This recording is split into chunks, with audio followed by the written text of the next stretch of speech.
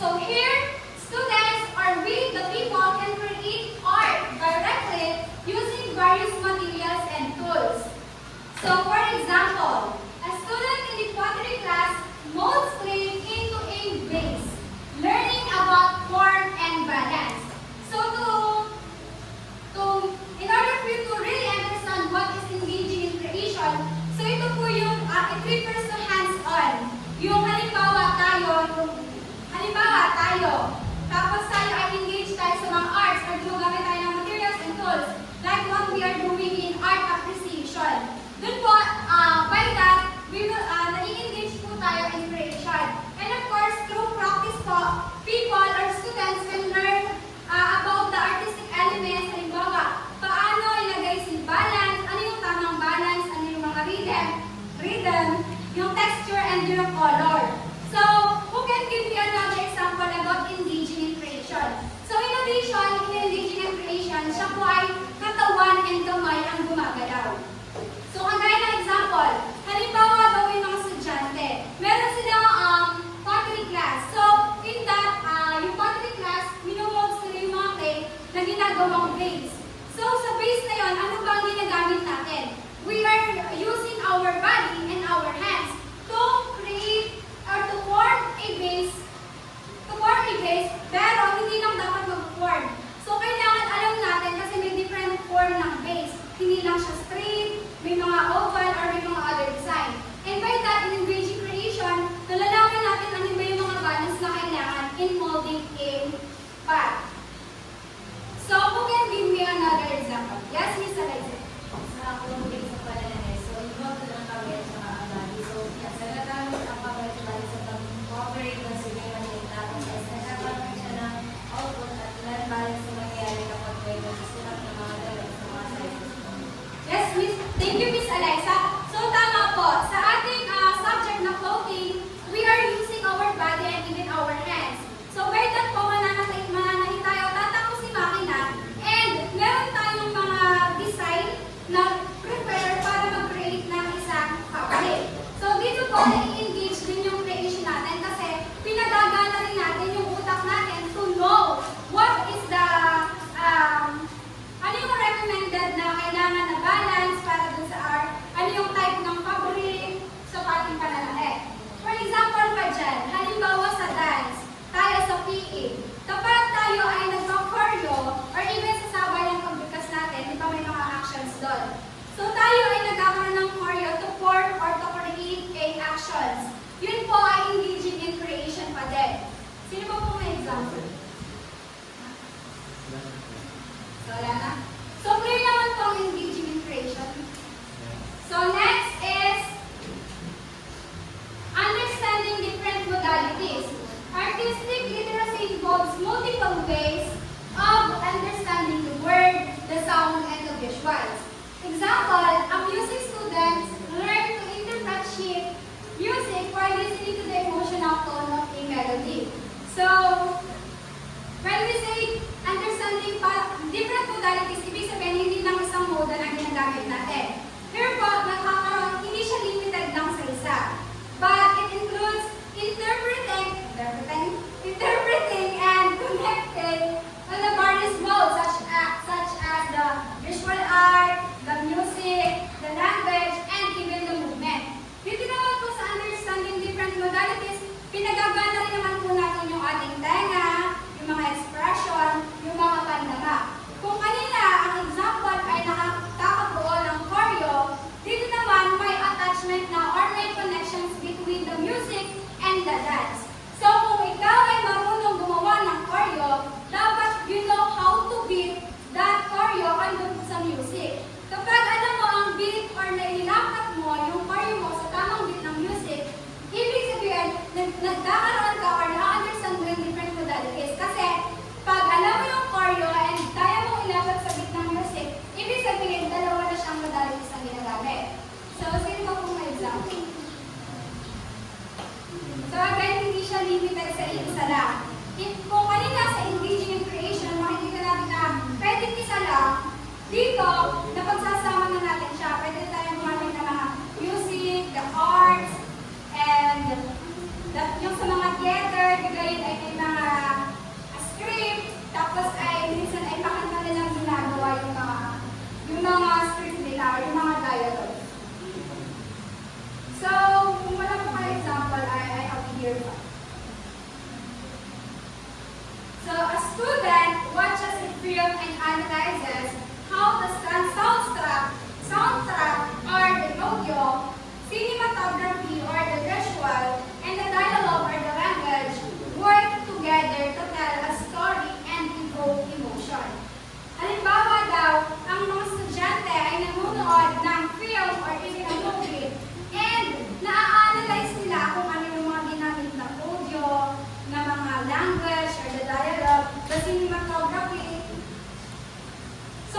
field na yon, merong gumagamit ng different modalities. Ang mga estudyante na i-interpret nila or nalalaman nila kung ano yung mga modalities na yun na ginagamit. Understood ba? Again, what is the first way to practice or to develop artistic literacy? Next. So again, what is artistic literacy in practice? Who can give insights or what's not your one? From here, it's January. You have any idea? Or Artistic literacy is not about ang gagawin mo ngayon o kasi ang gagawin natin yung kamay natin and also yung magawa natin sa paggawa natin sa art or ng sa So thank you, Miss Jenny. Yan sa tama po. It refers to interpret, analyze, to create, or engage on arts. Hindi lang yung visual arts, the music, the theater, the dance, and it's not just about facts of art, but appreciating and engaging or practicing. So do you believe, guys, na kayo ay practice niya ang artistic literacy? How many percent sure na kayo ay? Miss Bianca, what is your way or ano yung practice na ginagamit mo para mag-develop ng music? sa akin po ay na hindi ako sa mga guide, mga pages tapos ko maraming ay i-apply ko siya. I-practice talaga. Thank you, Miss Bianca. Thank you, Miss Bianca. So, dun sa kanyang pag-practice, ay gumamit siya ng media. Kasi nag-search daw siya sa internet to practice pa yung kanyang mga talents na meron siya para mas matutunan niya. So, let us now proceed to the last ways to practice and develop a artistic literacy. So, here is Miss April to continue.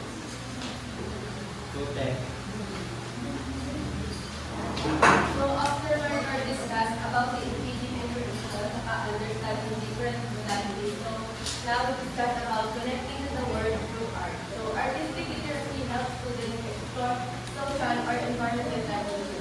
For example, a group creates a mural highlighting the importance of biodiversity. So sa pamamagitan niya po na isang sining, dito po ang isang paraan mas may mapakita nga po ng mga estudyante kung paano nga ba ano nga ba yung kahalagahan ng paglutas sa ating mga issue sa ating environment. At syempre sa mga sining, so dito nila may express at maipapakita sa atin yung iba't ibang paraan at pagpapahalaga sa ating environment. At kumbaga ay mas yung sa sining na yun, doon nila ibinubuhin o pinapakita yung kahalagahan o yung mas na-express nila yung mga damdamin nila at hikain at yung mga pananaw nila tungkol sa mga isyong panlipunan natin. So, for example nga po, may isang grupo ng estudyante na kung saan sila yung gagawa ng way kung paano nga po ba lulutasan or paano magiging maganda yung issue na kung paano mapapaganda yung mga issue ng ating lipunan. Kasi more on, madami naman tayong mga problem na nai-encounter. So sa pamamagitan nun, mas mahihikayan nila yung ibang tao na mas kung paano pa halagahan ba yung ating environment na gaya sa mga halaman, sa mga hayop, sila.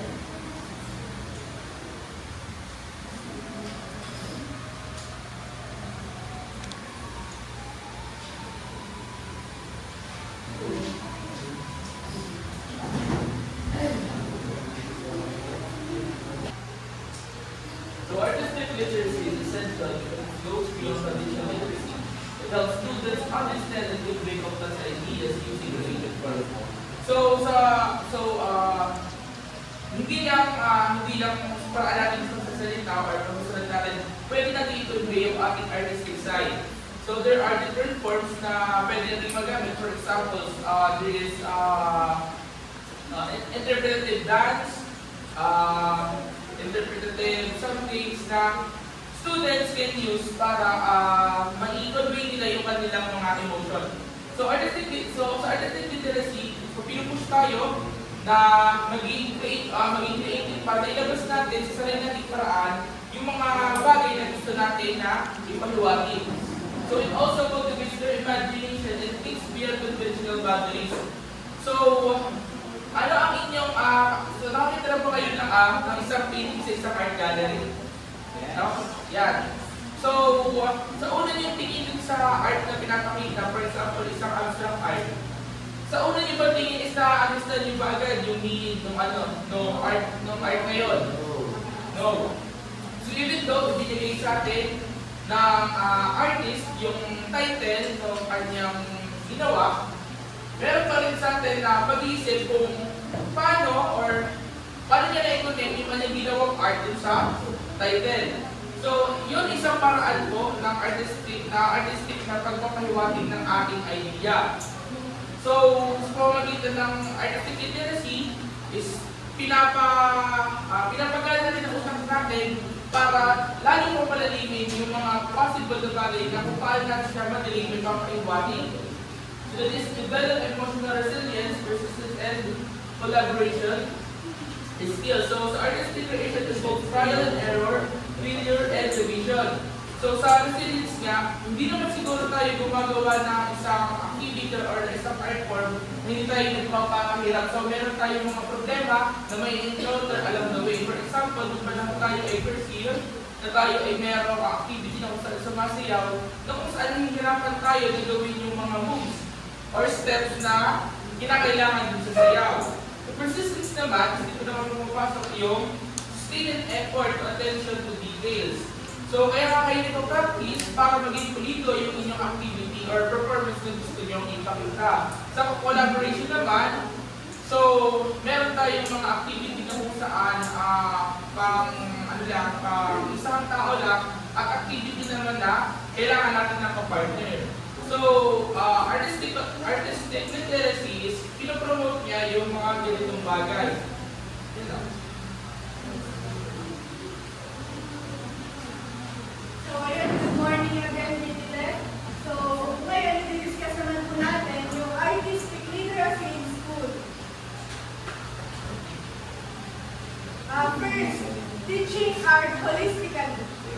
Focus on how subjects are interconnected, not isolated.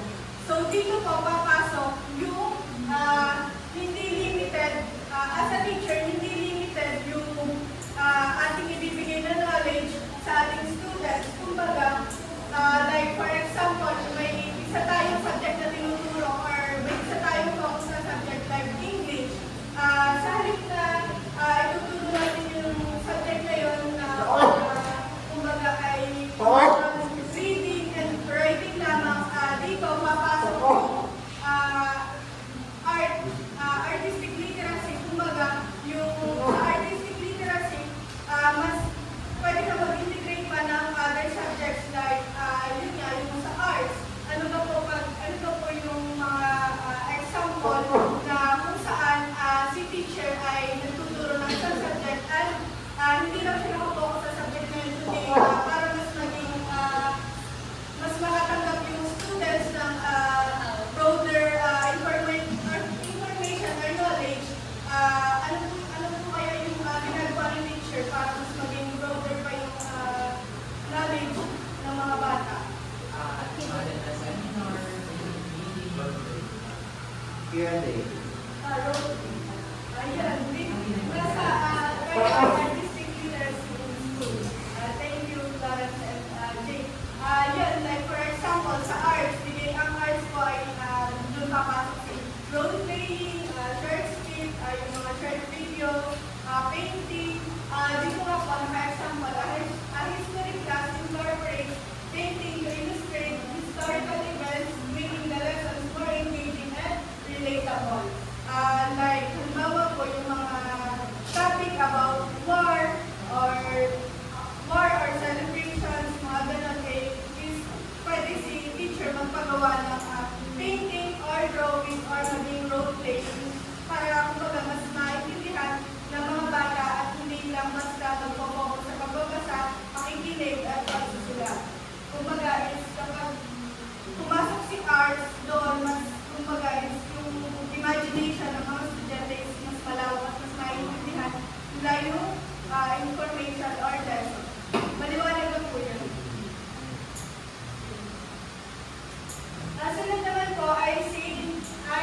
encouraging creative expression. So allow open-ended tasks that let students use their imagination. Ito naman po ay nakakawig lamang dun sa una natin discuss. Dito ay this means giving students a chance to use their imagination and share what they think. Like for example, let the students write poems or songs about what they learned in a class. Ayun, kumbaga ay halimbawa ay naituro na ni teacher yung isang lesson, isang topic, paano po, kumbaga ay pag na-receive na ni students yun, doon naman natin i-evaluate or titingnan sa students kung talaga bang natutunan ni students yung tinuro natin sa in a way na merong creative expression na makikita sa isang estudyante. Like mag-role play sila or short script, creating a story, drawing, or project. And doon, mas lalawak yung knowledge ni students. And doon pumapasok yung artistic literacy in school. And dito naman, may mga kasunod ba at may discuss naman yung inspiration. So, yan nga po nasa artistic literacy in school. Ano nga po yung last two na nauna? Ay yung mga naunang example ng artistic literacy in schools. Ano po yung pinakauna natin? Teaching art and story. Ano po? Encourage creative expression. Yan. Sunod naman po natin ay promoting detail-oriented observation. So, from the word promoting detail-oriented is slow down and encourage students to pay attention to details. For example, is analyzing a famous artwork to understand its techniques and emotion. So, from the word slow down nga po or attention to detail, kailangan as a teacher, hindi magbibigay tayo po ng paraan or approach sa isang estudyante para magawa yung ma-encourage natin na sila ay mag-focus sa details. For example nga po sa artwork. So sa artwork naman po natin, mapapansin po natin kapag nagbibigay po tayo nagagawa po yung mga estudyante ng artwork ay may iba't ibang emotion po dun sa artwork na yun. Hindi lang po dun sa nakapokus sa isa at yun nga po may mga techniques tayo na nakikita dun sa artwork na yun. At saka yung for example din po nun ay reaction paper na kapag ano ba po ay magpapanood po tayo ng about sa Rizal ng video sa isang estudyante and magpapagawa po tayo ng reaction paper. So doon po magpapagpapagay po tayo ng encouragement sa student para mag-focus sa detail kasi kapag alam naman po natin kapag nagagawa po tayo ng reaction paper, hindi lang basta nakafocus tayo dun sa mismong detail but behind that detail. Sunod naman po ay using multimodal approaches. Combine different modes of expression like art, music, and drama to teach concept. For example, is teaching the water cycle through the combination of song, dance, and visual animation. So, yan nga po, multimodal approaches. Yan. As a teacher nga po, as new generation na po tayo, hindi na basta-basta traditional nakapokus na po tayo, nakapokus sa iba't ibang approaches na katulad nga po ng art, music, and drama. For example nga po din is water cycle. Kapag magtuturo po tayo ng water cycle, hindi lang, for example, yan, sa song. Magpapagawa po tayo ng song about sa water cycle and dance about water cycle and animation din po. And example din po yan is yung theater or yung theater, magpapagawa po tayo ng theater sa isang estudyante at doon nga po na-focus din si music, si art, at si drama. So ano nga po yung core artistic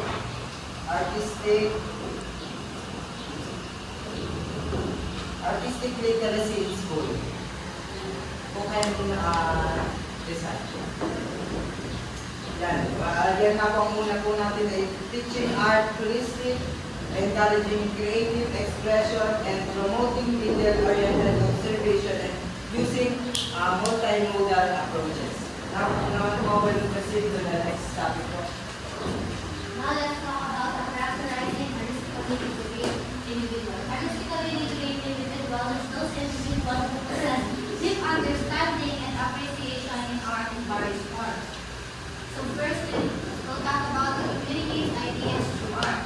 They use different artistic materials. So when we say communicate ideas through art, alam naman natin lahat na mga pintor, hindi lang sila basta nag-paint. Naghahanap sila ng motivation. They use paint to express their feelings, their thoughts. Pwedeng gumamit ng pwede silang gumamit ng iba't ibang kulay like vibrant colors for joy, blue for sadness. Kung nag-example, a student might use colors that shape and painting to represent emotions like joy or sadness, while interpreting another artist's culture to understand its meaning. So, syempre, mga artist pwede tayo gumamit ng abstract, metaphora, at kung ano-ano pa para ma-express yung ating emotions in a tangible art. Naiintindihan ka po? Yan. So, ang sinasabi nila, i-emphasize dito that the art can be a powerful communication method para sa ating lahat. So next is about creative personal realizations. This is able to be a deep connection with at least one art form which they carry into adulthood. So dito is yung parang pag-build ng ating pagkakakilanlan sa ating buhay. Pwedeng ito isang art or parang katulad na nakalagay ito. A child who learns to play the piano continues to engage with music as a hobby or career later in life. So parang in-emphasize dito, yung skills mo nung bata ka, pwede siyang mag-evolve hanggang sa pagtanda mo. Na hindi lang siya about sa pag-develop ng career. It's about kung paano mo isasabuhay yung art mo hanggang sa pagtanda mo. This is not just about skill development. Naiintindihan ko? Marin mo na, communicate ideas through art and creative personal realizations. So may gusto po bang idagdag? Example?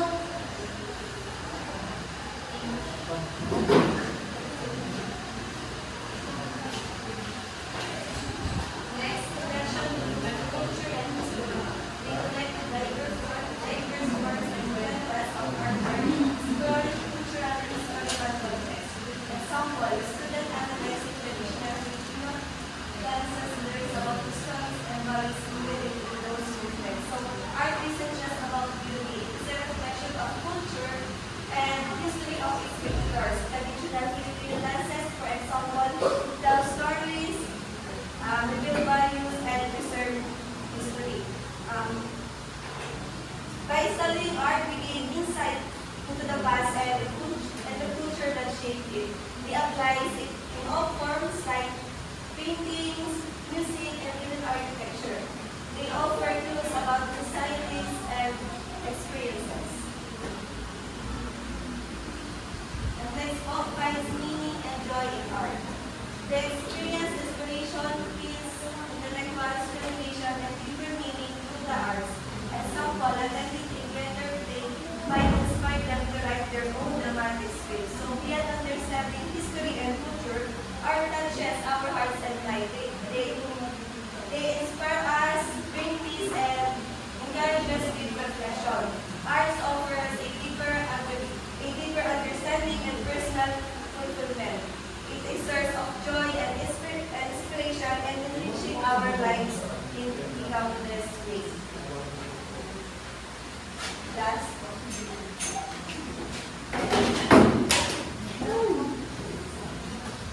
So the last one na po is support and artistic experiences in their community.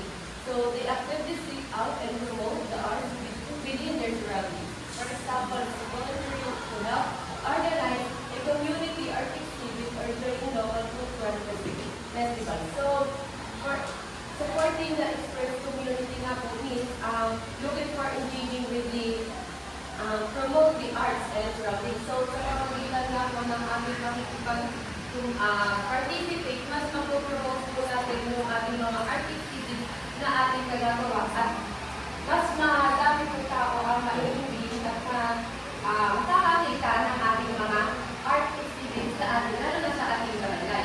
For example nga po, may pag-volunteer nga po sa pag-organize nga po ng mga art activities nga po. For example, is Learning for the Cultural Festival. So, sa ating barangay naman po, madami naman po tayong mga arts or mga